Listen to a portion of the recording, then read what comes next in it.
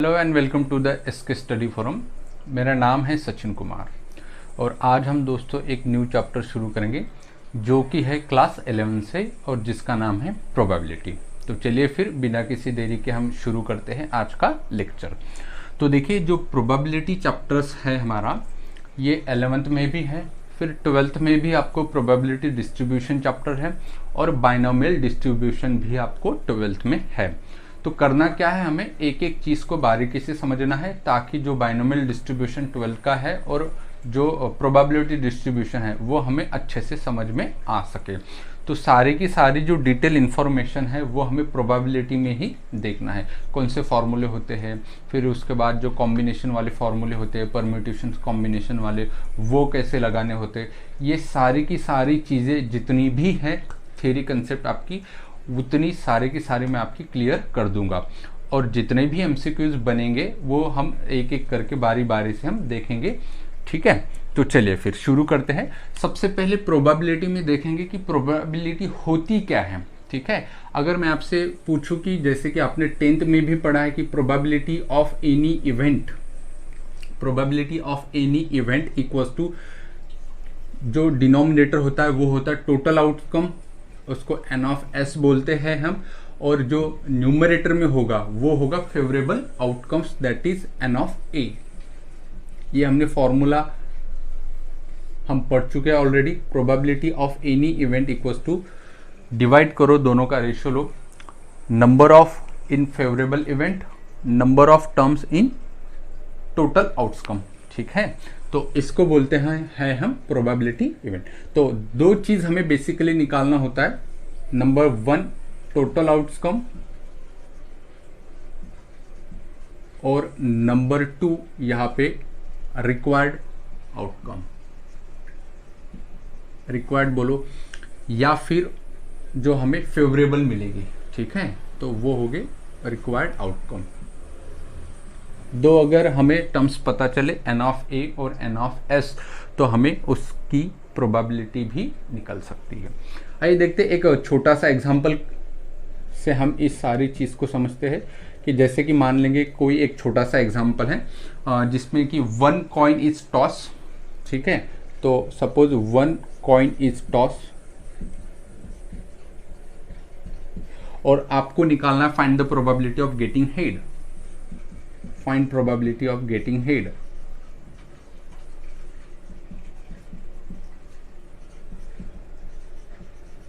ठीक है, बहुत ही सिंपल है क्वेश्चंस, लेकिन हम शुरू से कर रहे हैं तो ये करना इंपॉर्टेंट होता है। तो कितने कॉइन टॉस किए भाई, यहाँ पे 1 कॉइन टॉस किया, तो इसका जो सैंपल स्पेस मिलेगा वो s होगा। और एक कॉइन टॉस करने से क्या मिलेगा, या तो हेड मिलेगा या फिर टेल मिलेगा। हम सभी लोग जानते हैं, तो या हेड मिलेगा या फिर टेल मिलेगा, इसके अलावा कुछ भी नहीं मिल सकता है। अब हमें कोई इवेंट करना है, उसको बोलेंगे हम ए। ए एक इवेंट है जिसमें हमें क्या लाना है, हेड लाना है, getting event head. A is a event of getting head, तो A is a event of getting head, getting head. तो अगर मुझे ए में पता करना है कि ए में कौन कौन आएगा, तो ए में हेड वाले आना चाहिए। तो ए में हेड वाले कितने आ रहे हैं, एक ही आ रहा है। तो ए भी पता चला, एस भी पता चला। अब मैं अगर आपसे पूछूं कि एन ऑफ एस कितने हैं, एन ऑफ एस मतलब क्या, कि जो सेट है एस, इसका cardinal number, that means the number of element present in the set A S. तो यहाँ पे कितने, 2। मैं आपसे पूछूं कि एन ऑफ ए कितने हैं, कि भाई ए सेट में कितने एलिमेंट प्रेजेंट है, एच एक ही है। अब हम प्रोबेबिलिटी अगर निकालना चाहे, प्रोबेबिलिटी ऑफ ए, तो what is the formula of probability of A equals to required outcomes, that means required outcome is 1 divided by total outcome, और टोटल आउटकम कितने आए, 2। Hence the probability of getting head is 1/2। Also अगर हम probability of getting tail भी निकाले तो वो भी कितनी आएगी, 1/2 ही आएगी। ठीक है, अब यहाँ से एक फॉर्मूला आपको याद रखना है कि probability of getting event and probability of not getting event, इन दोनों की एडिशंस कितनी होती है, तो 1 होती है। तो ये फॉर्मूला हम नोट डाउन करेंगे कि प्रोबेबिलिटी ऑफ गेटिंग इवेंट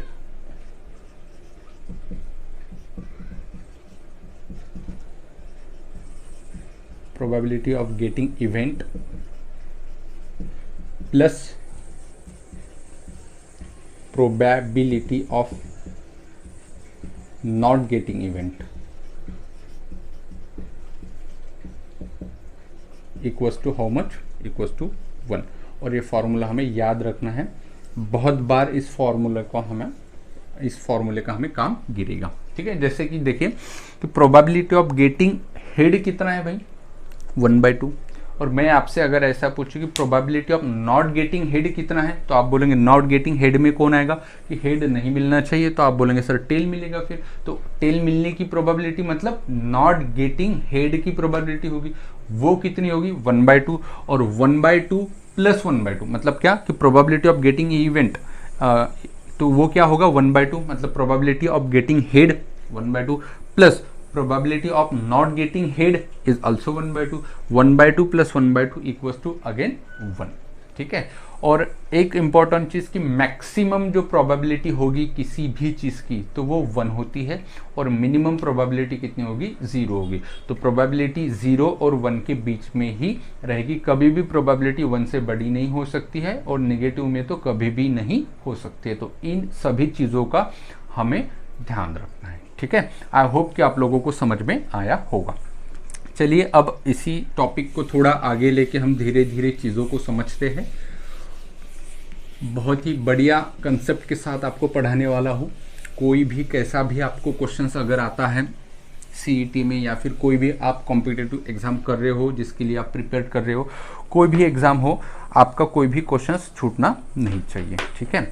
अब कुछ नोट है जो कि आपको ऑलरेडी पता है, लेकिन हम फिर एक बार रिवाइज करेंगे।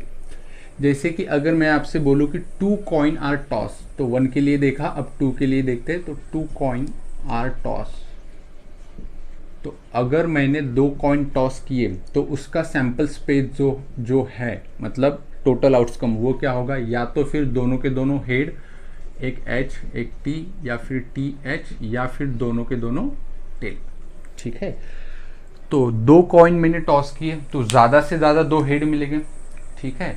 2 से ज़्यादा मुझे हेड नहीं मिल सकते, या फिर 2 टेल से ज़्यादा मुझे नहीं मिल सकते। 3 टेल हो सकते क्या, नहीं हो सकते। 4 हेड मिल सकते क्या, बिल्कुल भी नहीं मिल सकते। ज़्यादा से ज़्यादा 2 हेड मिलेंगे, ठीक है। तो मैं आपसे पूछूं कि हेड मुझे कितने बार मिलेगा, तो आप बोलेंगे सर यहाँ पे हेड 2 बार है, ठीक है। फिर यहाँ पे जो है हेड 1 ही बार है, यहाँ पे भी 1 ही बार है। फिर हेड यहाँ पे कितनी बार है, तो आप बोलेंगे सर यहाँ पे हेड है ही नहीं। तो मैथमेटिक्स में जो नहीं होता है, जहाँ पे कोई टर्म्स प्रेजेंट ही नहीं होते, तो उसको क्या मैथमेटिक्स में 0 बोलते हैं।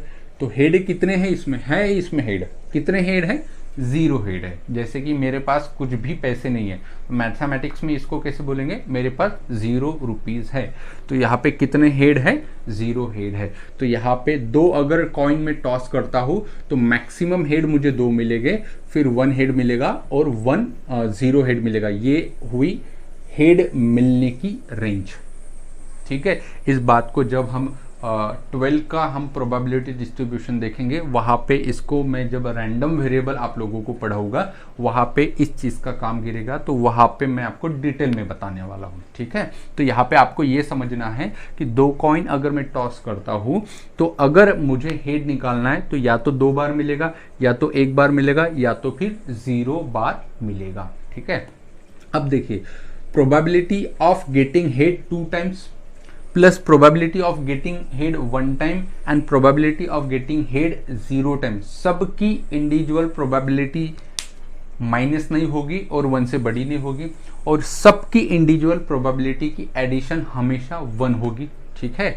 जैसे अगर मैं आपसे पूछूं कि प्रोबेबिलिटी ऑफ गेटिंग हेड जो है वो मुझे 2 बार मिलना चाहिए, तो इसमें कौन कौन आएगा, तो आप बोलेंगे सर 1 ही आएगा, कौन, दोनों भी एच, ठीक है।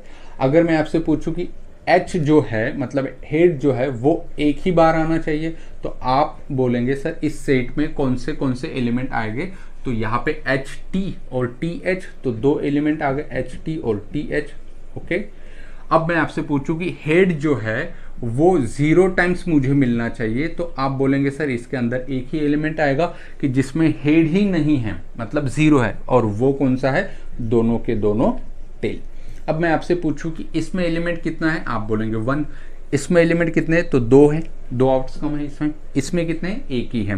तो यहाँ पे टोटल आउटकम कितने हैं, 1 2 3 4, तो टोटल आउटकम इज 4 डिवाइड उसके ऊपर प्रोबेबिलिटी ऑफ गेटिंग हेड 2 कितना है, 1, इसमें टोटल आउटकम कितने हैं, 2, प्लस इसमें टोटल्स कितने हैं, 1।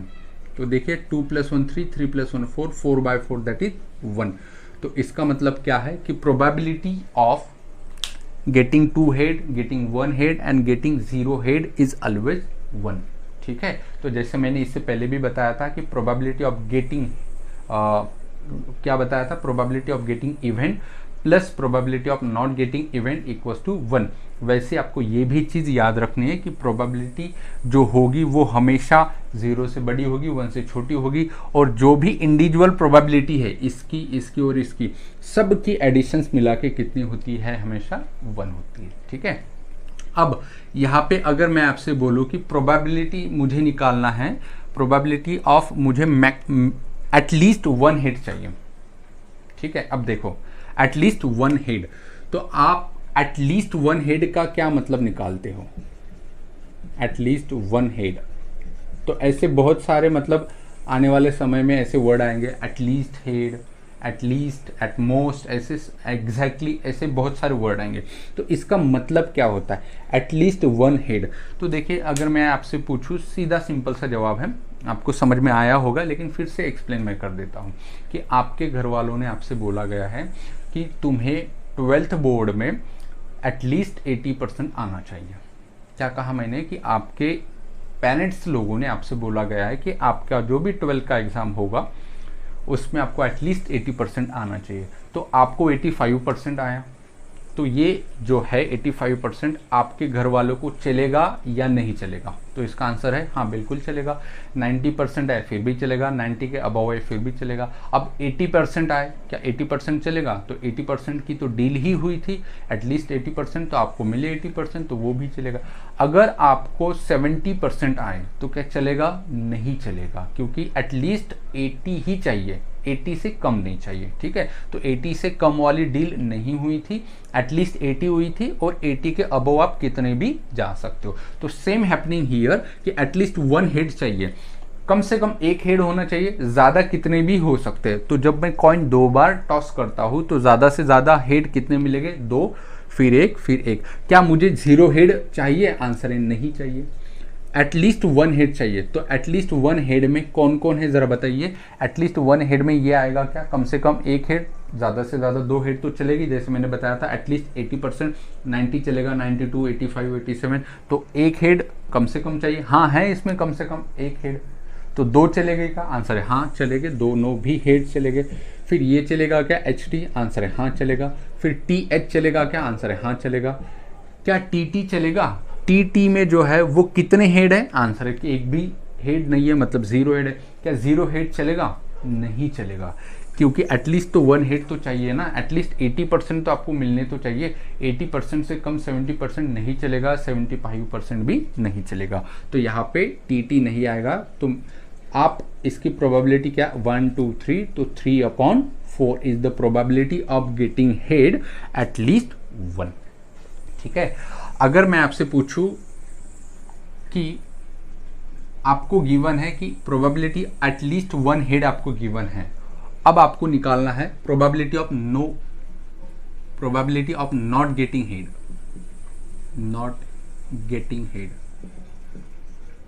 Getting head. ठीक है, कि आपको क्या निकालना है, उस इवेंट की प्रोबेबिलिटी जिस इवेंट में आपको नॉट गेटिंग हेड का मतलब क्या है कि हेड आपको नहीं मिलना चाहिए। तो अगर मैं सीधा सीधा निकालूं तो इसमें कौन से एलिमेंट है जिसमें हेड नहीं है, एक ही है, और वो कौन सा है, टेल, दोनों के दोनों। तो इसकी प्रोबेबिलिटी क्या आएगी, 1/4।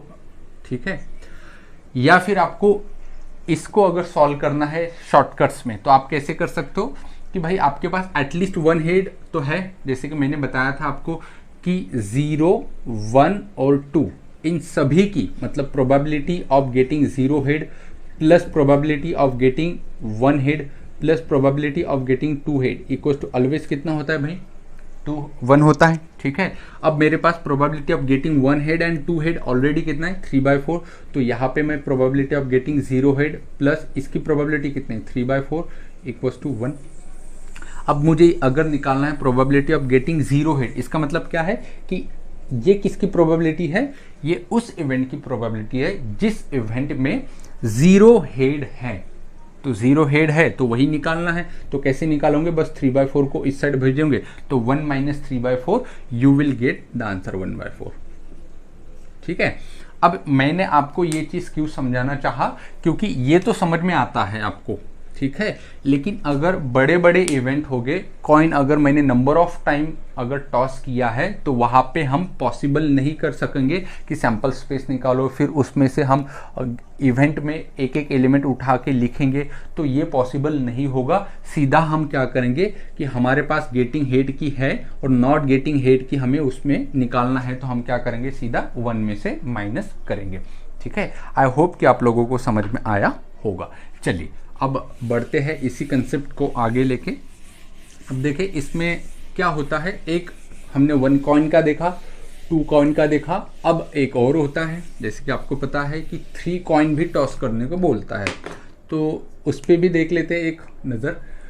तो नंबर 2 नोट्स है 3 coin are toss, 3 coin are toss, ठीक है।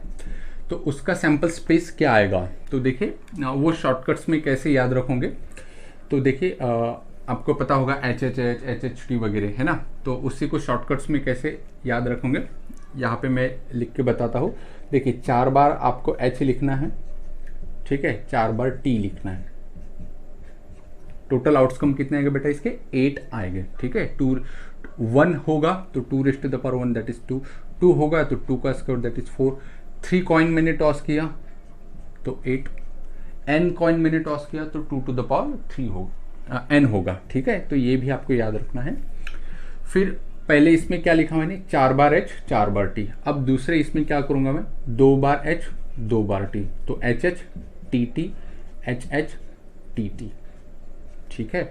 और तीसरे इसमें क्या करूंगा मैं 1 बार H H बार T, तो HT HT HT HT, ठीक है। क्या कहा मैंने इसमें 4 बार H 4 बार T, सेकेंड जो कॉलम होगा उसमें 2 बार H 2 बार T और थर्ड इसमें HT HT लिखना है। तो हमें जो आउटकम मिलेगी ये HHH फिर HHT ऐसे करके मुझे ये सारे जो आउटकम है वो कितने मिलेंगे 8 आउटकम मिलेंगे। याद करने की आपको ज़रूरत ही नहीं है बिल्कुल, आपको टोटल नंबर ऑफ जो आउटकम मिलेंगे वो कितने मिलेंगे 8 मिलेंगे, 1 2 3 4 5 6 7 8, ओके। अब इस पे बहुत सारे क्वेश्चंस आ सकते हैं, हम जब हम क्वेश्चंस करेंगे तो डिटेल में वहाँ पे हम देखेंगे, ठीक है। अब अगर 1 डाई थ्रो बोला गया है तो नंबर 3 पे देखते हैं 1 डाई थ्रो,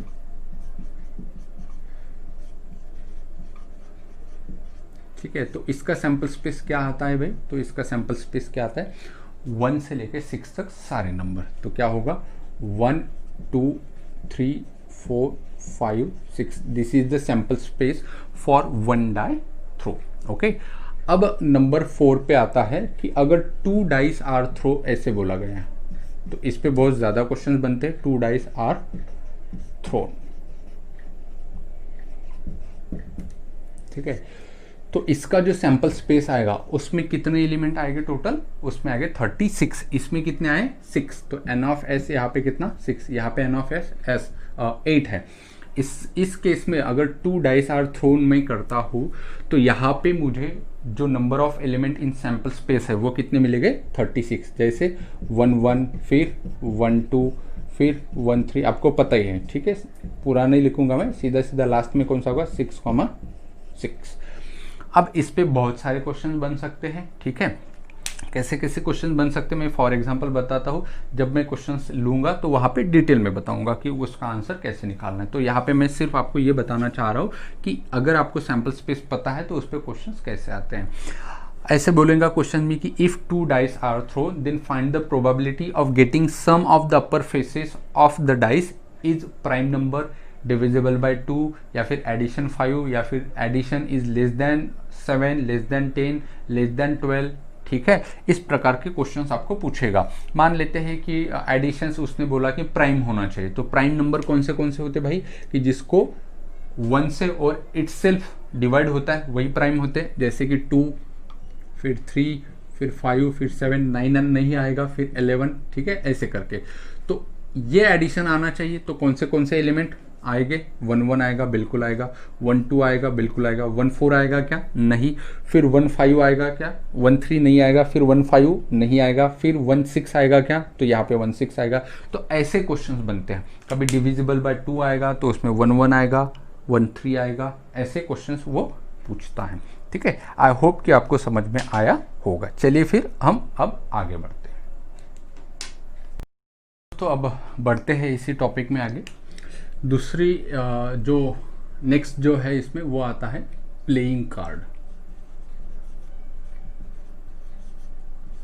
ठीक है। तो आपको प्लेइंग कार्ड के बारे में पूरी जानकारी होनी चाहिए कि टोटल्स जो कार्ड्स होते हैं वो कितने होते हैं, फिर रेड कितने होते हैं, है ना, ब्लैक कितने होते हैं, ठीक है, ऑरेंज होते हैं या नहीं होते, ये भी आपको पता होना चाहिए। तो देखते हैं कि टोटल जो कार्ड्स होते हैं दोस्तों यहाँ पे, वो टोटल कार्ड यहाँ पे होते हैं 52, ठीक है। अब ये जो टोटल्स कार्ड है ये डिवाइडेड है अगेन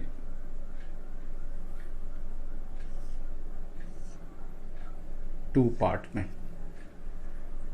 ठीक है। कुछ होते हैं इसके रेड और कुछ होते हैं इसके ब्लैक। तो यहाँ पे आ गए रेड और यहाँ पे आ गए ब्लैक। तो टोटल तो 52 हो गए। तो रेड जो है वो इसके हाफ आएंगे, तो हाफ मतलब कितने, 26। ब्लैक भी कितने आ जाएंगे, 26। अब हर कलर में 2 सेट होते हैं। जैसे रेड में क्या हो गए, 2 सेट, और ब्लैक में भी क्या हो गए, 2 सेट, ठीक है। अब यहाँ पे जो रेड में होता है वो होता है हार्ट और डायमंड, ठीक है। और यहाँ पे जो है ब्लैक के जो 26 है दोस्तों, यहाँ पे उसके होते हैं क्लब और स्पेड। तो देखिए टोटल ब्लैक 26 थे, तो क्लब में कितने आ गए, यहाँ पे क्लब में आ गए 30, स्पेड में कितने आ गए 30, हार्ट में कितने आ गए 30, और डायमंड में कितने आ गए 30। तो हार्ट और डायमंड बेसिकली कहाँ पे आते हैं, रेड में आते हैं, ठीक है। और जो क्लब होगा और स्पीड होगा वो किस में आएंगे, ब्लैक में आएंगे। तो देखिए 13 13 13 13, तो टोटल्स कितने हो गए 52। तो there are 52 cards in playing, okay, ठीक है। अब 13 जो कार्ड्स होते हैं वो कितने कैसे होते हैं, तो देखिए इसमें जो 13 कार्ड्स हो गए, हर इसमें वो तो कॉमन ही होते, तो 13 कार्ड्स में जो हो गए वो 1 से 1 2 3 ऐसे 10 तक तो नंबर ही हो गए। तो हर कार्ड पे किसी पे 1, किसी पे 2, किसी पे 3, जो फर्स्ट होगा उसको हम ऐश बोलते हैं, ठीक है, एक्का वगैरह जिसे कहा जाता है, तो वो होगा ऐश। फिर ये 2 3 ऐसे हर कार्ड पे आपको नंबर मिलेंगे। अब बच्चे कितने इस पे, 3 कार्ड, क्योंकि 13 होते हैं टोटल, तो 10 इसमें आ गए, तो 3 कार्ड जो हो गए, तो उसमें जो मिलेगा वो 1 किंग मिलेगा, 1 क्वीन मिलेगी और 1 जैक मिलेगा।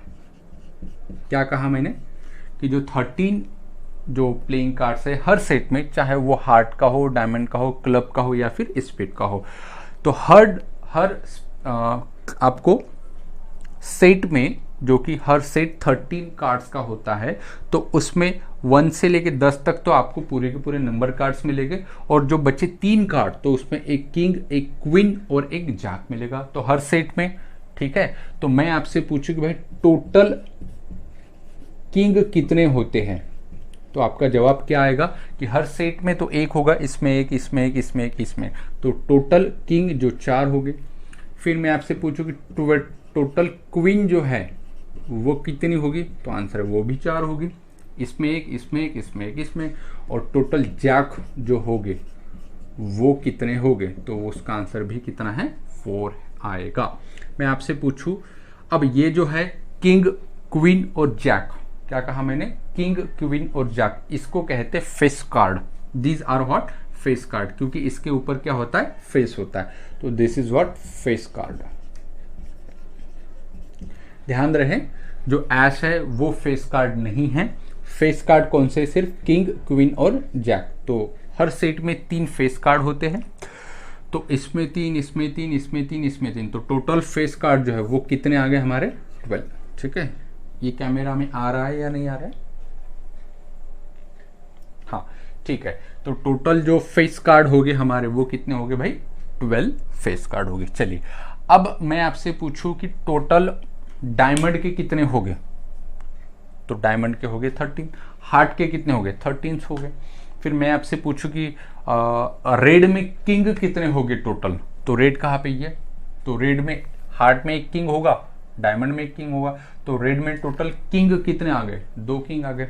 हमें इसकी जानकारी क्यों चाहिए, क्योंकि जब हम क्वेश्चंस करेंगे नए नए तरीके के, तो ये जो बेसिक डिटेल होता है अबाउट प्लेइंग कार्ड्स, ये बहुत से स्टूडेंट को नहीं होता है, जहाँ पे वो क्वेश्चंस करते करते वहाँ पे फंस जाते हैं कि क्वेश्चंस में पूछा क्या है, उनको पता ही नहीं होता है कि रेड में कितने किंग या फिर क्वीन होते हैं। तो इसीलिए ये पढ़ना बहुत ज़रूरी होता है। ठीक है, तो इस चीज़ की पूरी इंफॉर्मेशन आपको होना चाहिए। ठीक है, आई होप कि आप लोगों को ये समझ में आया होगा।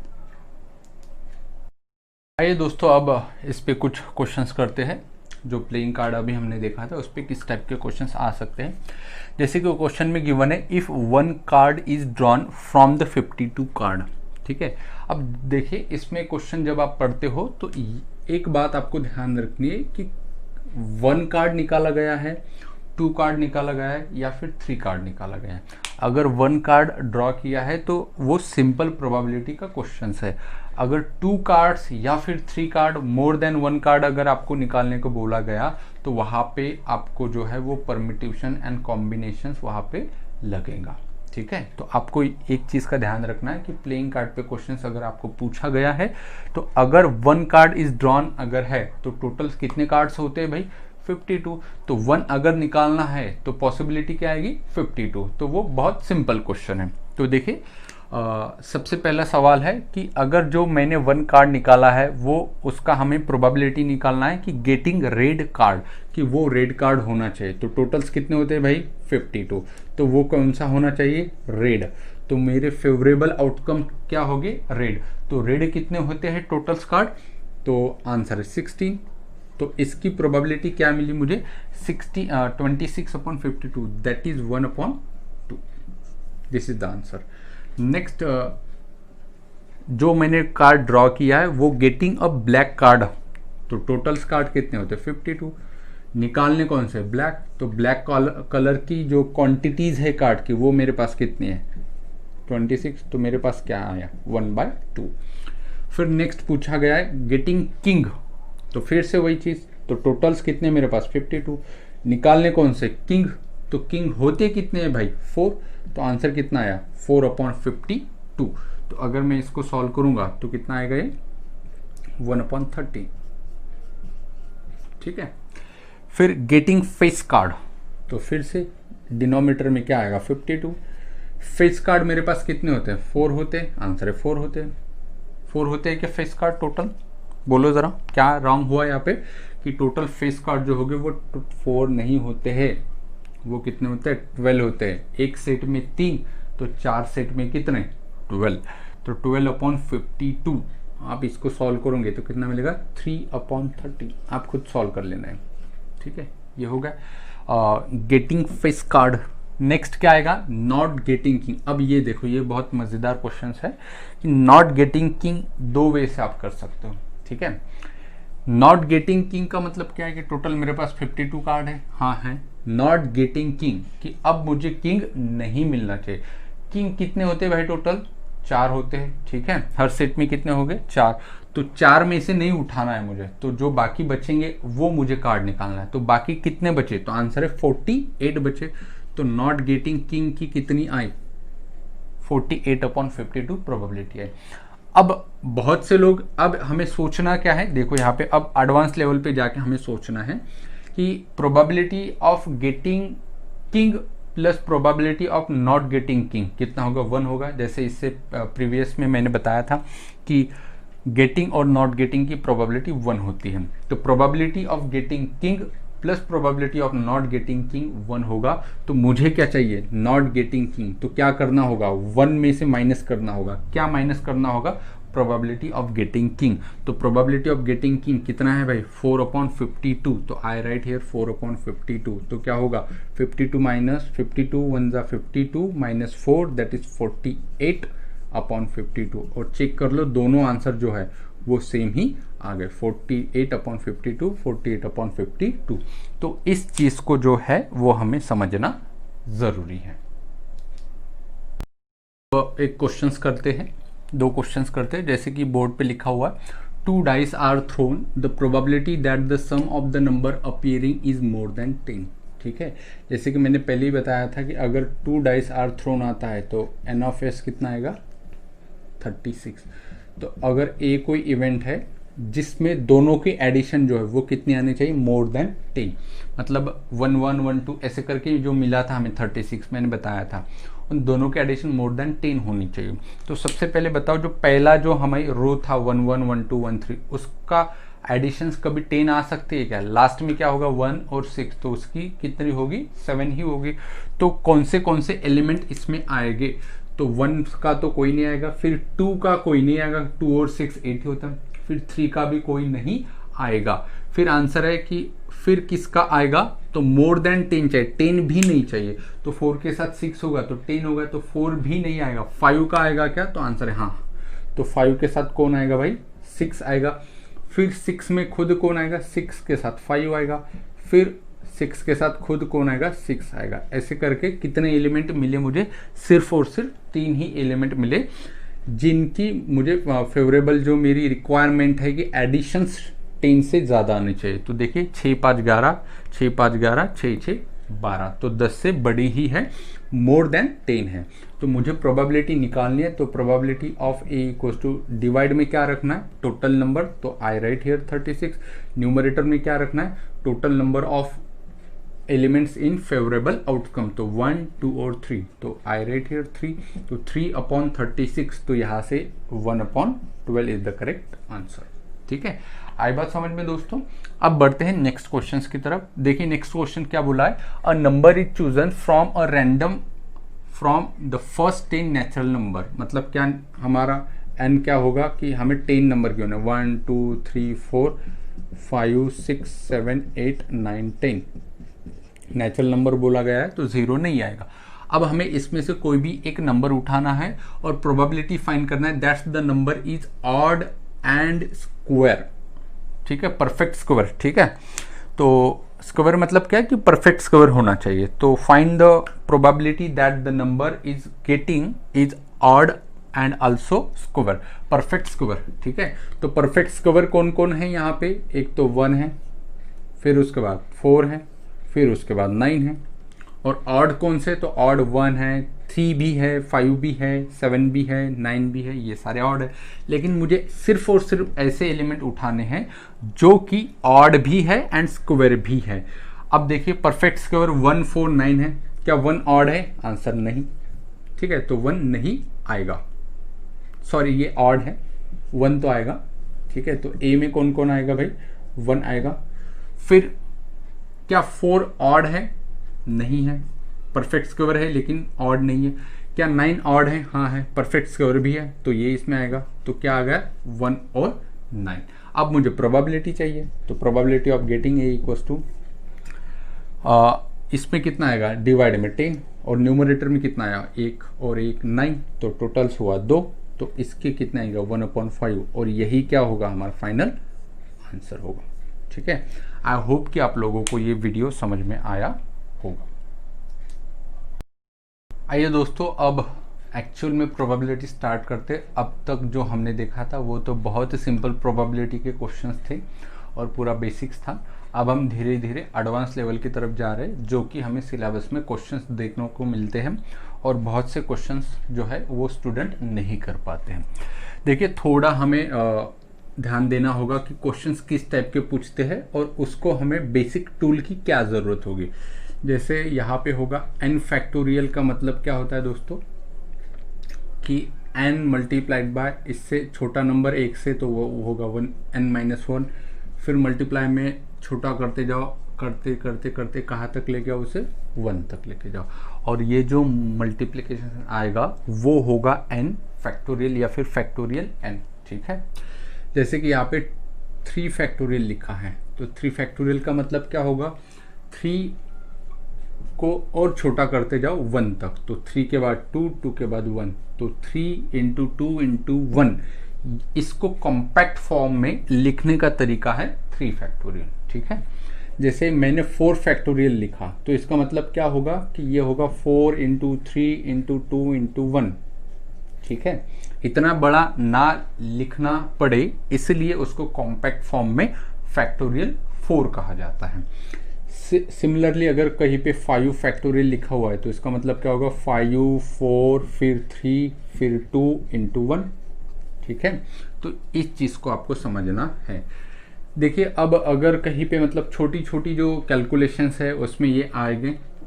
अब अगर कहीं पे मतलब ऐसा लिखा हुआ है 7 फैक्टोरियल, अब 7 फैक्टोरियल को मैं ऐसे तो लिख ही सकता हूँ, कैसे, 7 इंटू, अब 6 इंटू 5 इंटू पूरा का पूरा, अब उसको 6 फैक्टोरियल भी लिख सकता हूँ, है ना, कि 7 इंटू 6 के बाद पूरा का पूरा आएगा 1 तक, तो वो क्या होगा, बेसिकली 6 फैक्टोरियल ही होगा। अगर कहीं पे है 8 फैक्टोरियल तो इसको मैं ऐसा लिख सकता हूँ 8 इंटू 7 इंटू पूरा का पूरा जो बचा तो उसको 7 फैक्टोरियल। अगर 9 फैक्टोरियल है तो उसको क्या लिख सकता हूँ मैं, 9 इंटू 8 के बाद पूरा आएगा तो 8 फैक्टोरियल। अगर 8 मल्टीप्लाइड बाय 7 के बाद लिखा तो 7 फैक्टोरियल आएगा। ठीक है, ये चीज़ें क्यों बता रहा हूँ मैं आप लोगों को, क्योंकि आने वाले क्वेश्चंस में जब हम क्वेश्चंस करेंगे तो इस सब चीज़ों का बहुत इम्पोर्टेंट वहाँ पे रोल प्ले होने वाला है, तो इसीलिए ये सारी की सारी चीज़ें आप लोगों को पता होना चाहिए। एक जस्ट छोटा एग्जांपल लेता हूँ कि कहीं पे मतलब ऐसा लिखा हुआ है 8 फैक्टोरियल डिवाइडेड बाय 6 फैक्टोरियल, और हमें इसका आंसर निकालना है। तो हमें लिखते हुए बैठना नहीं है कि 8 फैक्टोरियल मतलब 8 इंटू 7 इंटू मतलब 1 तक पूरा का पूरा, या फिर नीचे 6 इंटू 5 इंटू 4 इंटू 3, ऐसे नहीं लिखना होता है। इसको कैसे करना होता है, देखिए नीचे क्या है 6 फैक्टोरियल, अब 8 फैक्टोरियल को हम क्या लिख सकते हैं, 8 इंटू 7 इंटू 6 इंटू पूरा लिखेंगे, है ना, 6 इंटू 5 इंटू, अब वो तो एक्चुअली 6 फैक्टोरियल ही हुआ। ठीक है, अब यहाँ पे दोनों कैंसिल हो जाएंगे और इसका आंसर कितना आएगा, 56। आई बात समझ में। अगर कहीं पे मतलब ऐसा मिलेगा हमें कि भाई 9 फैक्टोरियल है और उसके नीचे 7 फैक्टोरियल आया, तो इसको कैसे सॉल्व करेंगे, अगेन वही चीज़ कि 9 को पूरा नहीं लिखेंगे, 7 तक लिखेंगे, तो क्या होगा 9 इंटू 8, और जो बचा 7 तो वो 7 फैक्टोरियल करेंगे डिवाइडेड बाय 7 फैक्टोरियल, और ये दोनों गेट कैंसल, और ये कितना आ जाएगा 72। ठीक है, चलिए अब मुझे लगता है कि अब आप लोगों को समझ में आया होगा। अब बढ़ते हैं हम आगे। अब आइए दोस्तों देखते हैं कि हमें जो प्रोबेबिलिटी में टाइप्स ऑफ क्वेश्चन पूछे जाते हैं वो कितने कितने टाइप्स के पूछे जाते हैं। तो बेसिकली हमें जो सवाल पूछेगा वो बेसिकली 2 टाइप्स में पूछेगा। एक तो सिंपल प्रोबेबिलिटी, इससे पहले मैंने बता दिया, वो तो बहुत इजी थी, वो आपको पता है। फिर पूछेगा वर्ड अरेंजमेंट, कोई भी एक वर्ड गिवन होगा, उसमें कुछ रिपीटेड वर्ड होगी, कुछ नॉन रिपीटेड वर्ड होगी, और आपसे प्रोबेबिलिटी पूछेगा कि इतने सारे वर्ड कंटिन्यू आना चाहिए, है ना, आगे चल के हम क्वेश्चन देखेंगे। या फिर सिटिंग अरेंजमेंट होगा कि 3 बॉयज़ है 5 गर्ल्स है और इनको बिठाना है, तो कंडीशंस गिवन होगा कि गर्ल्स साथ में आना चाहिए या फिर बॉयज़ साथ में आना चाहिए, ऐसे बहुत सारे कंडीशंस वो गिवन होगा, तो इस टाइप के क्वेश्चन पूछेगा। या फिर सेकंड टाइप्स का जो क्वेश्चन होगा वो सिलेक्टिंग 2 कार्ड्स होगा। देखिए यहाँ पे ध्यान से देखिए कि मैंने क्या लिखा, सिलेक्टिंग 2 कार्ड लिखा। ओके, इससे पहले जो था सिलेक्टिंग 1 कार्ड वो तो बहुत सिंपल था, लेकिन ये सिलेक्टिंग 2 कार्ड आपको याद रखना है, 2 या फिर 2 से ज़्यादा, 3 भी हो सकता है। फिर उसके बाद लिखा हमने यहाँ पे सिलेक्टिंग बॉल। ये कौन से टाइप के क्वेश्चन होते हैं, ये मतलब एक बैग है, उस बैग में नंबर ऑफ कलर के मतलब बॉल रखे हुए, कुछ वाइट है, ग्रीन है, रेड है, ठीक है, उसमें के जाके हमें उठाना है 2 या फिर 3 बॉल, तो हमें अलग अलग प्रोबेबिलिटी पूछेगा, वो हमें इसमें निकालनी होती है। और अगेन एक टाइप का इसी में क्वेश्चन आता है वो इसी टाइप का क्वेश्चन कि there are 5 girls and 5 boys, और हमें फिर 2 लोगों को उठाना है और 2 पर्सन को उठाना है, निकालना है, और वो पर्सन उसमें या फिर गर्ल्स होनी चाहिए या फिर बॉयज़ होनी चाहिए, ऐसे करके आएगा। या फिर 3 पर्सन्स को हमें निकालना है तो 3 पर्सन में से ज़्यादा गर्ल्स होना चाहिए या फिर ज़्यादा बॉयज़ होनी चाहिए। ऐसे अलग अलग प्रोबेबिलिटी हमें पूछेगा, तो वो सारे हम डिटेल डिस्कस करेंगे क्वेश्चंस में। तो आपको पता होना चाहिए कौन सा क्वेश्चंस क्या है। तो सबसे पहले हम देखेंगे कि वर्ड अरेंजमेंट वाले जो क्वेश्चंस होते हैं वो कैसे करते हैं, ठीक है। तो आइए देखते हैं अब वर्ड अरेंजमेंट वाले क्वेश्चंस, फिर उसके बाद हम सिलेक्टिंग 2 कार्ड या फिर सिलेक्टिंग बॉल वाले क्वेश्चंस की तरफ बढ़ेंगे।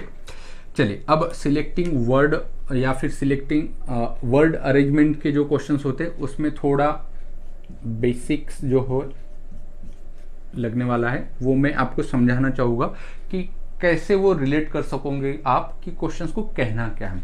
जैसे मान लिया कि मेरे पास 3 अल्फ़ाबेट है A, B और C, और मैंने आपसे पूछा कि मुझे इन तीनों अल्फ़ाबेट से एक वर्ड बनाना है जिसमें कि 3 लेटर होने चाहिए, ठीक है। तो कितने वर्ड मिलेंगे मुझे? तो कोई बोलेगा सर ये खुद एक ABC मिलेगा, ठीक है। कोई बोलेगा सर A को यही रहने दो, BC की पोजीशन बदल लो, B को बाद में लिखो, तो एक ये मिलेगा। अब कोई बोलेगा सर देखो यहाँ पे A से हमने स्टार्ट किया, तो कोई बोलेगा B से स्टार्ट करो, B से अगर स्टार्ट किया तो बचा कौन कौन? A और C। अब कोई बंदा बोलेगा सर इसी को हम ऐसे भी लिख सकते हैं, C को इधर और A को इधर, तो CA। अब कोई बोलेगा सर A से शुरुआत हो गई, B से भी शुरुआत हो गई, अब C से भी कर लो, तो C से अगर शुरुआत कर ले तो CAB, फिर क्या मिलेगा? C, इन दोनों को आपस में रिप्लेसमेंट कर दो तो CBA। तो टोटल्स जो है मेरे दोस्तों यहाँ पे 1 2 3 4 5 6 मिला। तो टोटल वर्ड मैं कितने लिख सकता हूँ? 6 लिख सकता हूँ। तो यहाँ से मुझे अगर वर्ड बहुत बड़ा दिया जाए, उसमें बहुत सारे नंबर्स हो गए अल्फ़ाबेट, तो अगर मुझे बोला गया है कि इसमें इसके कितने वर्ड हम बना सकते हैं, तो ऐसे कैलकुलेट करने से तो बहुत वक्त लगेगा हमें। तो इसका सीधा फॉर्मूला हम लिखेंगे कि अगर उसमें 3 अल्फ़ाबेट है तो उसके नंबर ऑफ पॉसिबल वर्ड कितने आएंगे? 3 factorial, that means 3 into 2, answer is 6। तो देखिए 6 आया, तो ये मीनिंग होता है इसका। तो ऐसे रिलेट करना होता है, ठीक है। आई बात समझ में? ओके, चलिए, मैं समझता हूँ कि ये कंसेप्ट आपको समझ में आई होगी। अब देखते हैं कि रिपीटिंग वर्ड्स के लिए क्या होगा, ठीक है। अब मैंने बोल दिया कि मेरे पास अगेन 3 वर्ड है, A, B और B। क्या बताया मैंने कि मेरे पास 3 है, A, B और B। अब मुझे वर्ड बनाना है इन तीनों, मतलब वैसे तो 2 ही है लेकिन ये तीनों है, एक रिपीटेड है, तो उसका 3 लेटर मतलब वर्ड बनाना है जिसमें तीनों लेटर आना चाहिए।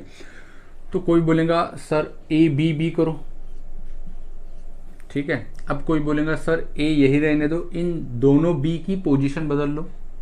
अब उससे क्या होगा? वर्ड तो यही मिलेगा, इन दोनों की अगर मैं पोजीशन आपस में चेंज कर दूंगा तो यही वर्ड यहाँ पे मिलेगा, तो वो खुद ही है, तो वो एक ही बार आएगा। तो वो वैसे नहीं आएगा, वो अकेला ही आएगा, क्योंकि वही रिपीट आएगा, तो उसे हमें काउंट एक ही बार करना है, तो वो ऐसे ही रहने देंगे। तो A की शुरुआत तो हो गई, अब हम B की शुरुआत करते हैं, तो बचा कौन कौन? B यहाँ पे आया, A और B बचा, तो यहाँ पे A और B।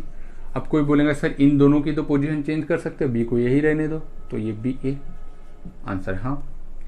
अब A की शुरुआत हो गई, ये स्टार्टिंग में आया था, एक ही बार आ सकता है, दोबारा नहीं आ सकता, क्योंकि B की पोजीशन चेंज करने से वही वर्ड मिलेगा।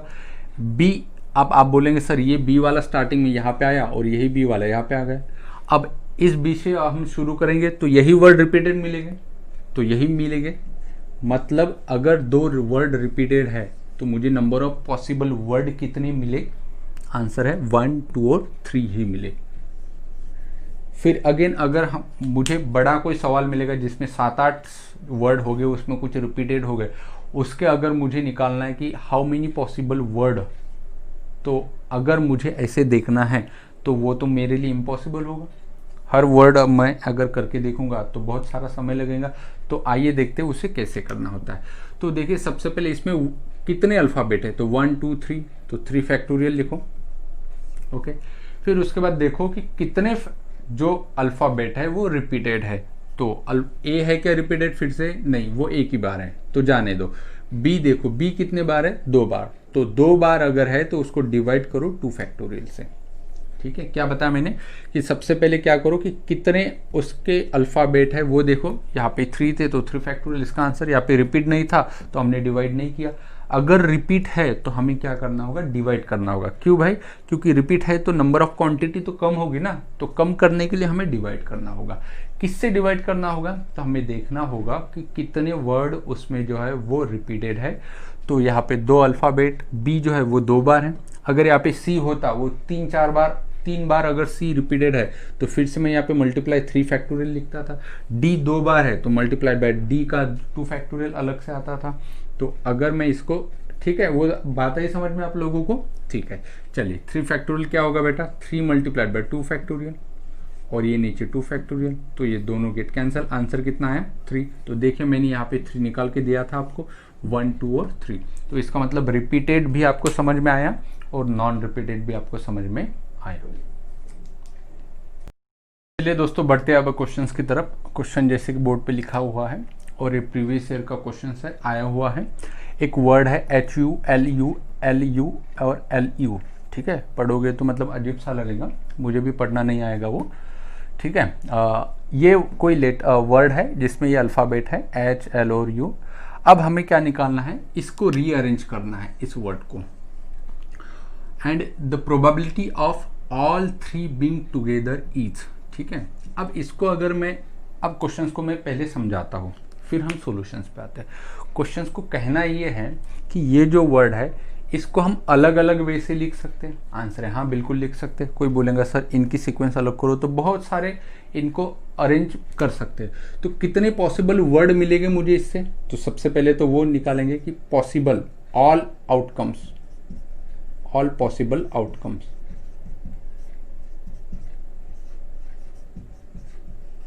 क्या बताया था मैंने कि पहले तो उसके मेजर करो, 1, 2, 3, 4, 5, 6, 7, 8, तो 8 फैक्टोरियल। लेकिन ये किस लिए था? नॉन रिपीटिंग के लिए। क्या ये नॉन रिपीटिंग है? आंसर है नहीं, ये तो रिपीटेड है। तो इसमें H कितनी बार है भाई?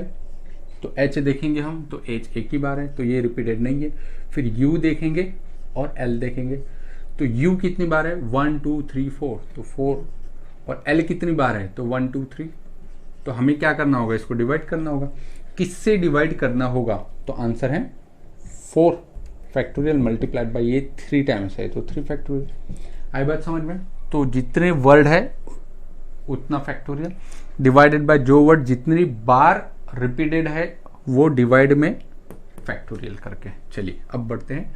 8 फैक्टोरियल क्या लिखेंगे? 8, 7, 6, 5 और फिर 4 है तो इसको 4 फैक्टोरियल और ये 4 फैक्टोरियल मल्टीप्लाइड बाय ये 3 फैक्टोरियल है तो इसको लिखेंगे 3 इंटू 2। अब देखिए 4 फैक्टोरियल गेट कैंसिल, ये 3 टू द 6 और ये 6 गेट कैंसिल। तो क्या बचा?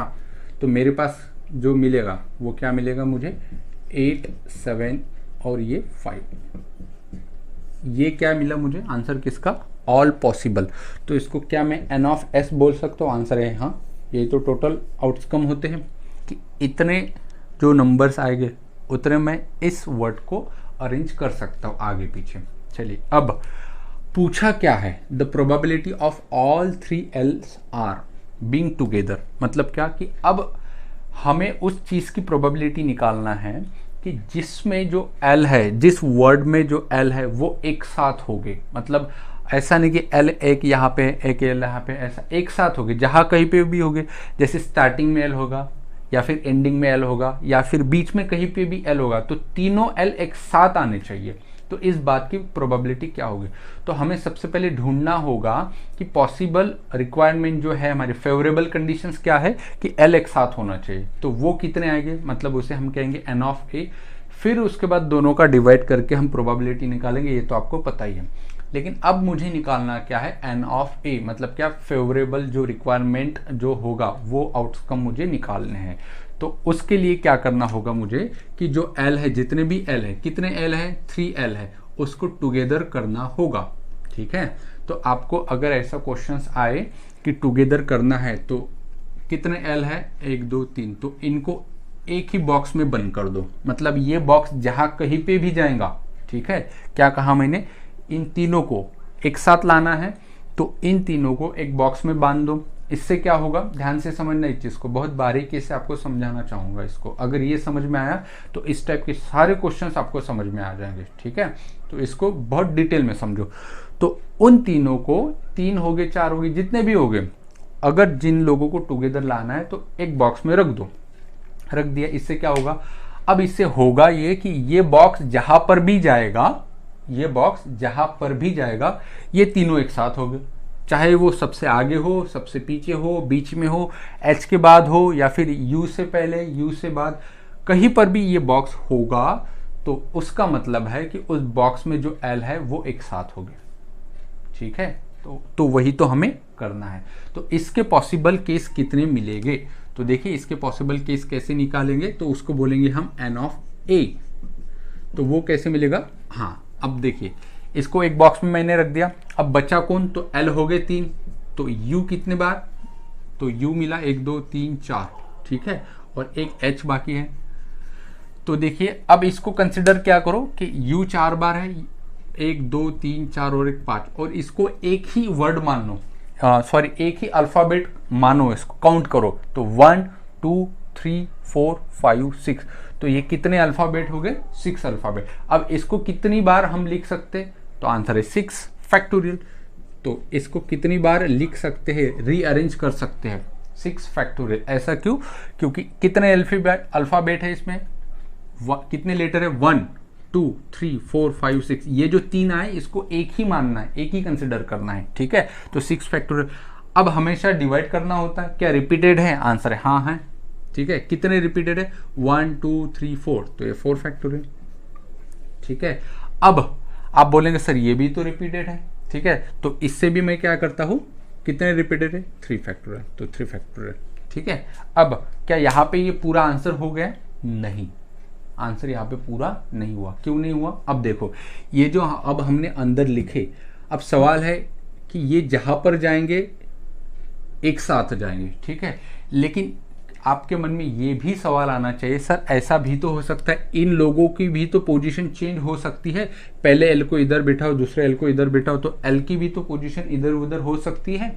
तो वो कितने वर्ड है, 3, तो हमें क्या करना होगा, इसको और मल्टीप्लाई करना होगा 3 फैक्टोरियल से। अब ये जो टोटल पॉसिबिलिटी आएगी तो वो होगा इतना, तो ठीक है। तो ये दोनों कैंसिल होगा। फिर से समझाना चाहूंगा आपको, क्या बताया था मैंने, ये तो आपको समझ में आया, ठीक है। ये फिर से बताऊंगा। तो क्या बताया इन्होंने कि भाई जो वर्ड है रिपीटेड एक साथ लाना है, उनको एक बॉक्स में, एक कंटेंट में रख दो, एक बैग में, एक बॉक्स में, और बाकी के वर्ड लिखो।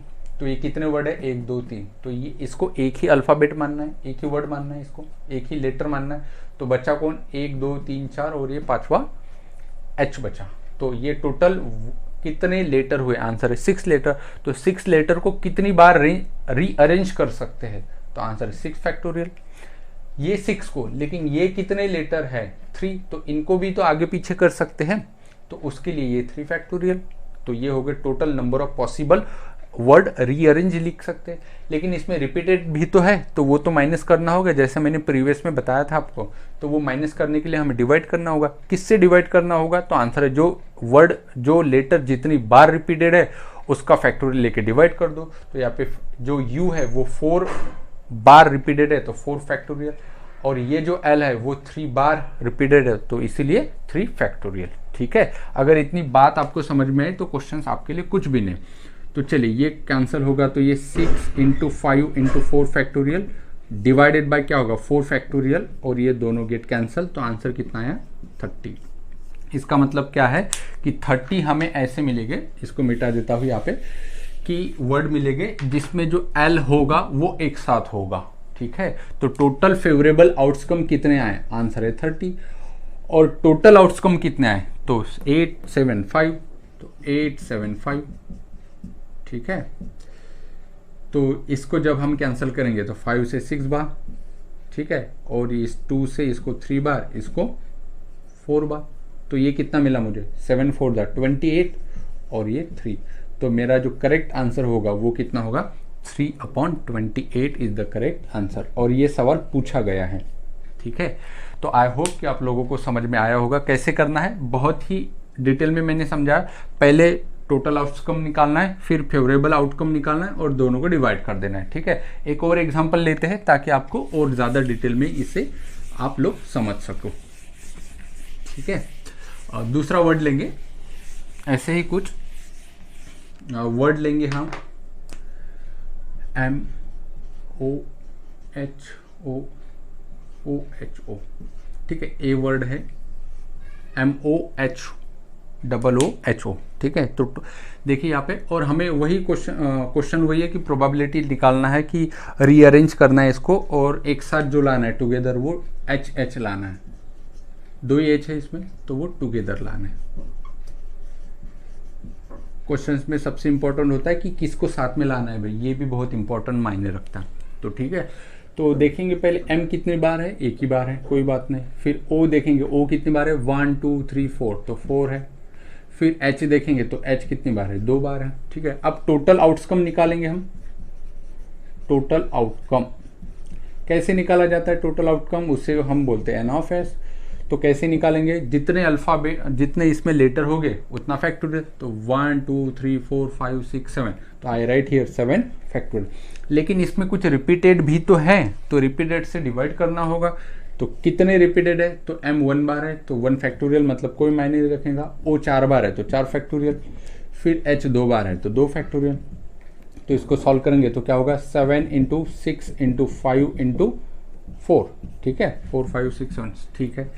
और ये 4 फैक्टोरियल मल्टीप्लाई बाय 2 फैक्टोरियल, मतलब 2 × 1, तो 4 फैक्टोरियल गेट कैंसल। और ये 2 से ये कितनी बार, 3 बार। तो ये जो मुझे N ऑफ S मिला वो कितना मिला मुझे, देखिए 3 7 3 5, ऐसे रहने देंगे क्योंकि काटना ही हमें, आगे चल के डिवाइड ही करना है। तो 7 3 5 मिला। अब मुझे निकालना है रिक्वायर्ड आउटकम।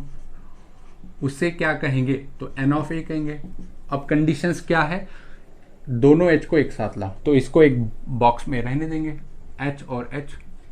अब बचा कौन कौन, M बचा, U बचा, H तो हो गए। तो M कितनी बार है, एक ही बार है तो M। फिर O 4 बार है तो 1 2 3 4। तो टोटल इसको एक मानना है, ये जो 2 H आए उसको एक ही लेटर मानना है। तो 1 2 3 4 5 6, तो 6 फैक्टोरियल मल्टीप्लाइड बाय, ये H भी तो आगे पीछे हो सकते भाई, ठीक है।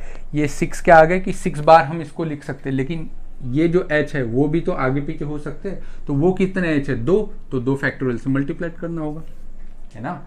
अब इसमें जो रिपीटेड है उससे डिवाइड कर दो। तो रिपीटेड कौन है, वही चीज। तो M एक बार है तो लिखने की जरूरत नहीं। O 4 बार है तो 4 फैक्टोरियल H 2 बार तो 2 फैक्टोरियल। अब ये दोनों कैंसिल हो गए, हर बार कैंसिल हो गए ये वाले, जैसे इससे पहले वाले क्वेश्चंस में भी जो कैंसिल हुआ था वो भी वहाँ पे 3 फैक्टोरियल कैंसिल हुआ था। तो इसका आंसर क्या आएगा, तो 6 × 5 × 4 फैक्टोरियल डिवाइडेड बाय 4 फैक्टोरियल, और ये दोनों गेट कैंसिल। क्या मिला, 6 × 5। बस निकालना क्या है, अब हमें क्या निकालना है, प्रोबेबिलिटी। प्रोबेबिलिटी का फॉर्मूला क्या होता है, N of A divided by N of S। तो N ऑफ A कितना आया भाई, 6 × 5, तो I write here 6 × 5। N of S कितना है, 7 3 5, तो 7 3 × 5, तो यहाँ पे 5 5 गेट कैंसिल, ये 3 से ये 2 बार। तो जो करेक्ट आंसर है वो क्या मिलेगा, 2/7, और यही क्या होगा हमारा फाइनल आंसर। आई होप कि आप लोगों को पूरा डिटेल में मैंने समझाया, ठीक है, जितना हो सके पूरा समझाया। अगर फिर भी नहीं समझ में आया तो वीडियो को फिर 1-2 बार देखो। तो ये था दोस्तों आज का वीडियो, आज का लेक्चर, जिसमें हमने प्रोबेबिलिटी में बहुत सारे क्वेश्चंस भी देखे, डिटेल भी जाना। अब नेक्स्ट लेक्चर में हम देखेंगे कि जो हमारे क्वेश्चंस बाकी थे कि 2 कार्ड्स कैसे ड्रॉ करना है, या फिर नंबर ऑफ बॉल दिए हैं तो उसमें से 2-3 बॉल कैसे निकालने हैं, वो देखेंगे, जानेंगे उसकी डिटेल में। जो फॉर्मूला होता है NCR का वो कैसे अप्लाई उस पर होता है। दोस्तों इस वीडियो को ज़्यादा से ज़्यादा शेयर करो अपने दोस्तों के साथ, और इस चैनल पे अगर आप नए हो तो चैनल को सब्सक्राइब करो। अगर आप मुझसे कुछ बातें करना चाहते हो या फिर आपको कुछ डाउट्स है, कुछ पूछना चाहते हो, तो डिस्क्रिप्शन बॉक्स में जो है वहाँ पे एक ग्रुप की लिंक गिवन है जो कि व्हाट्सअप ग्रुप है, आप उसको भी ज्वाइन कर सकते हो। वहाँ पे बहुत सारे स्टूडेंट हैं जो अपनी जो क्यूरीज है वो पूछते हैं और मैं भी उन लोगों को वहाँ पे जवाब देता हूँ। तो इसी के साथ मैं लेता हूँ आपसे अलविदा। चलिए फिर मिलते हैं नेक्स्ट लेक्चर में।